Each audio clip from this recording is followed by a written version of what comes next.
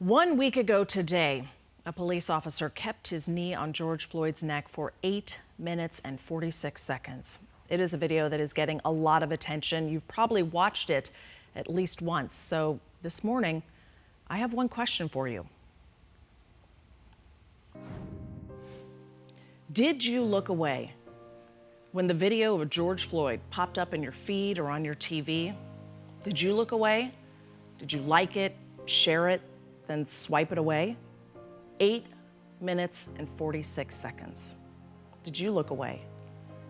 For too many people, that video, that disgusting, horrific video, triggered outrage. Outrage, but not shock. It was a cold, harsh reminder for many in minority communities who have felt a knee on their necks for generations.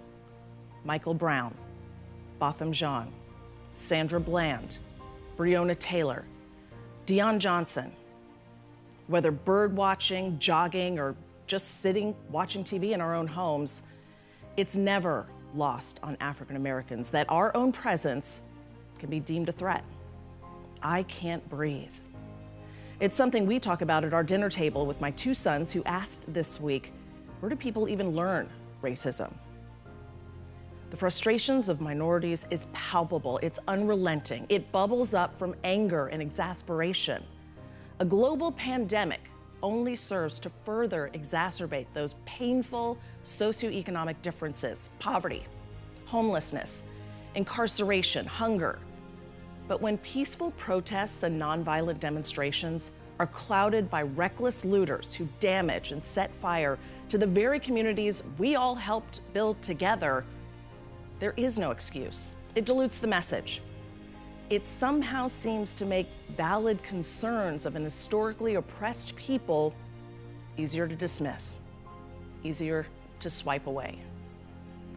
This weekend, just blocks from where people gathered shoulder to shoulder in Old Town's toniest bars, many making their first outing since quarantine, looters ransacked the high-end stores frequented by those same customers.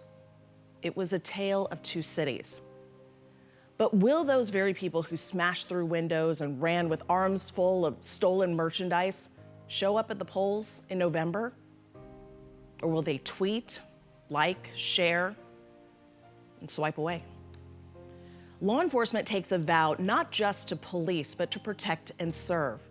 But are we protecting each other? Are we loving thy neighbor? Whose responsibility is it to make America safe again? Is it you or me? Or will we just continue to look away?